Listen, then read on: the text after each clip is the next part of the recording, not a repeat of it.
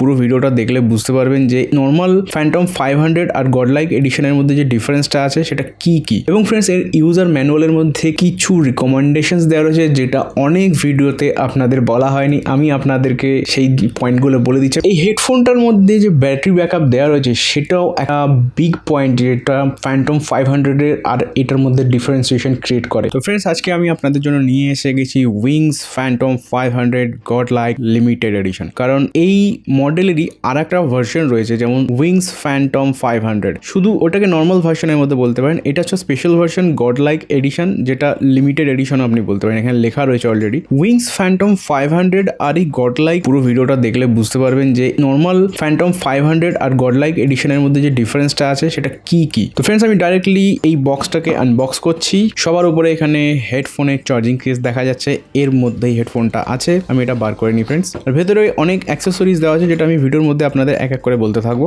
Design আর stylish look সম্বন্ধে আমি সবার আগে বলে নিতে চাই, এখানে স্টাইলিশ লুক সম্বন্ধে কোনো সন্দেহ নেই যে ফ্যান্টম 500 থেকে এর স্টাইলিশ লুকসটা অনেক বেশি। আর এখানে একটা স্টিকার, এটা প্রিন্টেড স্টিকার আপনি বলতে পারেন, প্রিন্টেড রয়েছে। স্টিকার মানে যে এমনি আঠা দিয়ে চিপকানো রয়েছে সেরকম নয়, এটা প্রিন্টেড রয়েছে। ওকে, তো এখানে GL that means God like এডিশনের সিম্বল এটা রয়েছে। নর্মাল ভার্সনটা এই GL-টা নেই। আর একটা যে ডিফারেন্স আমি এই এডিশনটার মধ্যে পাচ্ছি সেটা হচ্ছে নর্মাল যে ফ্যান্টম 500 যে এডিশন নর্মালটা রয়েছে সেটা বক্সের উপরে কোনো রকম রাবারাইজড ফিনিশিং ছিল না, বাট এই গডলাইক এডিশনের মধ্যে এই পুরো কেসটার চতুর্দিকে মানে যতটা জায়গা রয়েছে পুরোটা জায়গার মধ্যে একটা রাবারাইজড ফিনিশিং আমি ফিল করতে পারছি ফ্রেন্ডস। এখানে ব্র্যান্ড নেমটা দেওয়া রয়েছে, আর এই যে দুটো ফ্রেন্ডস দেওয়া রয়েছে না, এই দুটো ডিজাইন মতো, এই দুটো অ্যাকচুয়ালিতে LED। বাকি কেসে আর দেখানোর মতো সেরকম কিছু নেই পিছনে এই কেসটার মধ্যে।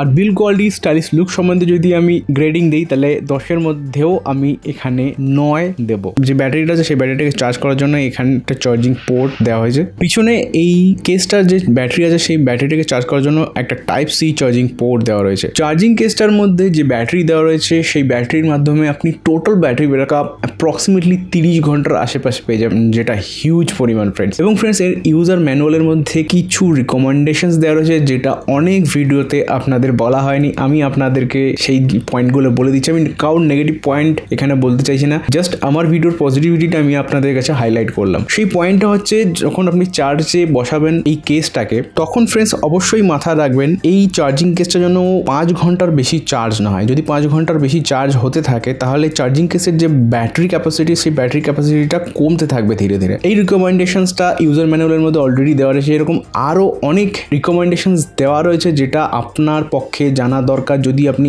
এই হেডফোনটা কিনতে চান, কারণ সেই রিকমেন্ডেশনসগুলো না জানলে হয়তো আপনার ফোনের কিছু ড্যামেজ চলে আসতে পারে ইন ফিউচারে, বা আপনি কেনার পর হয়তো আপনার আফসোস হতে পারে যে আমি কেন কিনলাম হেডফোনটা। তাই জন্য কেনার আগে এই রিকমেন্ডেশনসগুলো আমি আপনাদের জানিয়ে দিতে চাইছি। এবার আমি ডাইরেক্টলি বক্সটাকে ওপেন করছি। বক্সের মধ্যে এখানে হেডফোনটা আপনি দেখতে পেয়ে যাবেন। অ্যাজ ইউজুয়াল এখানে রাইট আর L দিয়ে রাইট অ্যান্ড লেফটের ইন্ডিকেশন করা রয়েছে। হেডফোনটাকে আমি বার করে নিই ফ্রেন্ডস।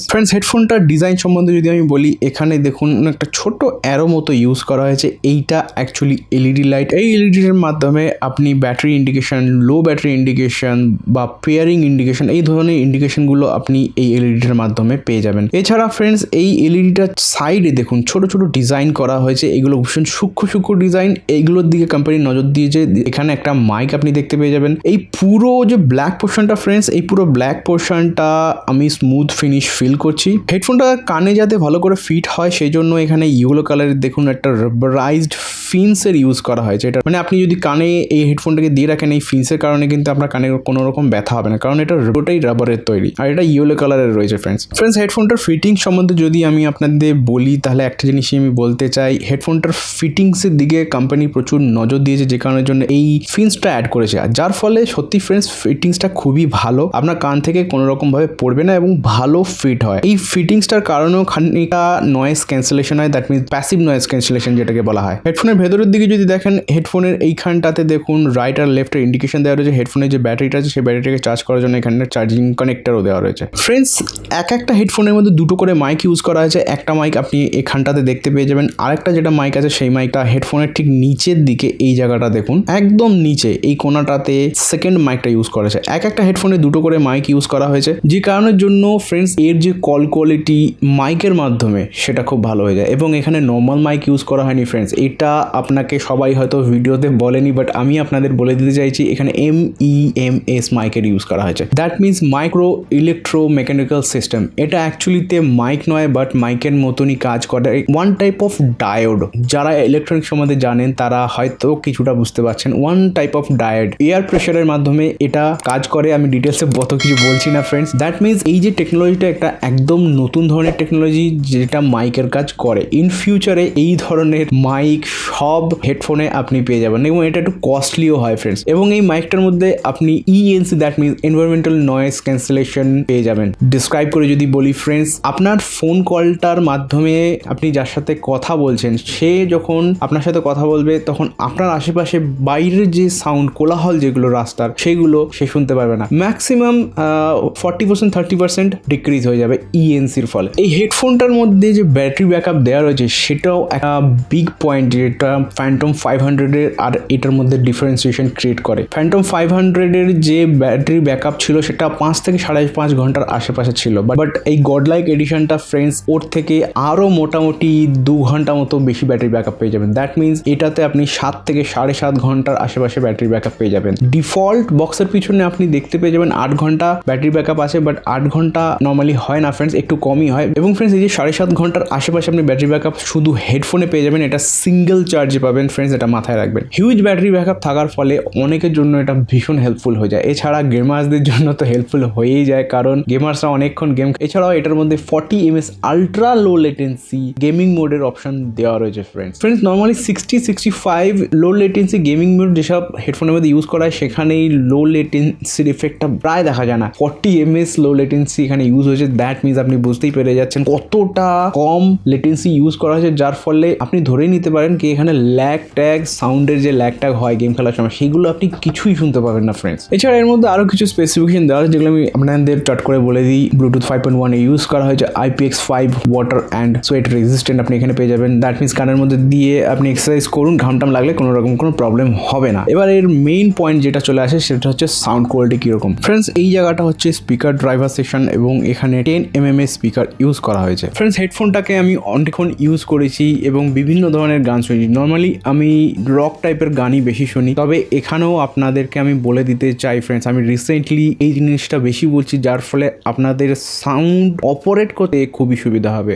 জ্যাজ মোডে যদি আপনি শোনেন হিউজ ভাইব্রেটেড পাঞ্চি ব্যাজ আপনি শুনতে পাবেন নো ডাউট, বাট ক্লিয়ারিটির একটু প্রবলেম আসবে কারণ ব্যাজটা এত হিউজ আপনি জ্যাজ মোডে পাবেন, যার ফলে লো ফ্রিকোয়েন্সি দ্যাট মিনস ব্যাকগ্রাউন্ডে এরকম টুংটাং ছোটখাটো যে সাউন্ডগুলো না সেগুলো প্রায় মিনিমাইজ হয়ে যায়, আপনি প্রায় ওগুলো শুনতে পাবেন না। মিড রেঞ্জের যেগুলো সাউন্ড হয় সেগুলো আপনি মোটামুটি শুনতে পাবেন, বাট আপনি যদি ক্লাসিক মোড বা রক মোডে যদি শোনেন তখন আপনি ব্যাজটা মিড রেঞ্জের পাবেন এবং ওভারঅল সাউন্ড কোয়ালিটিটা আপনি মিক্স পাবেন। ব্যাজও শুনতে পাবেন, একদম ব্যাকগ্রাউন্ডের যে ছোটখাটো সাউন্ডগুলো সেগুলো শুনতে পাবেন, আর মিড রেঞ্জের সাউন্ডগুলো তো শুনতেই পাবেন। ওভারঅল এর সাউন্ড কোয়ালিটি সম্বন্ধে যদি আমি বলি এবং গ্রেডিং যদি দেই, এখানে আমি 10-এর মধ্যে 8 AK গ্রেড দেবো। ফ্রেন্ডস এই হেডফোনটা যে কন্ট্রোলস আছে এর সাউন্ড কোয়ালিটি প্র্যাকটিক্যালিতে কিরকম, মানে ডাইরেক্টলি আলাদা মাইকের মাধ্যমে পুরো এই যে হেডফোনের যে কোয়ালিটিটা পুরোটা আমি সেভাবে শোনাই। তো এর জন্য আলাদা ভিডিও আমি একটা আনবো। আপনারা যদি হেডফোনটা কিনতে ইন্টারেস্টেড থাকেন, আমার এই ভিডিওটা যদি ভালো লেগে থাকে তাহলে এই ভিডিও ডেসক্রিপশনে আমি বাইং লিঙ্ক ওই সব ভিডিওর লিঙ্ক দিয়ে দেবো, আপনারা গিয়ে চাইলে সেই ভিডিওটাও দেখতে পারেন কেনার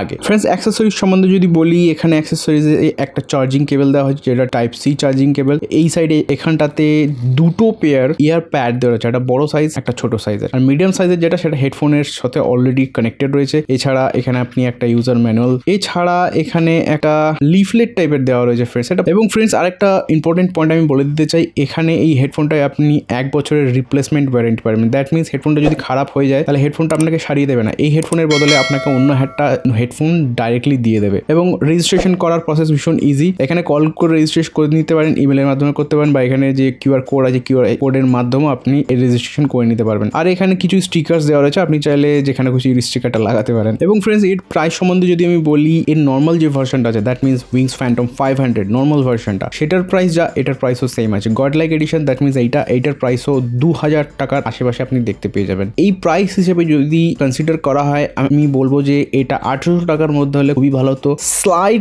স্লাইটলি হাই প্রাইসড আমার মনে হয়েছে ফ্রেন্ডস। তো ফ্রেন্ডস আজকের জন্য এটুকুই, দেখা হচ্ছে নেক্সট ভিডিওতে। সবাই ভালো থাকুন।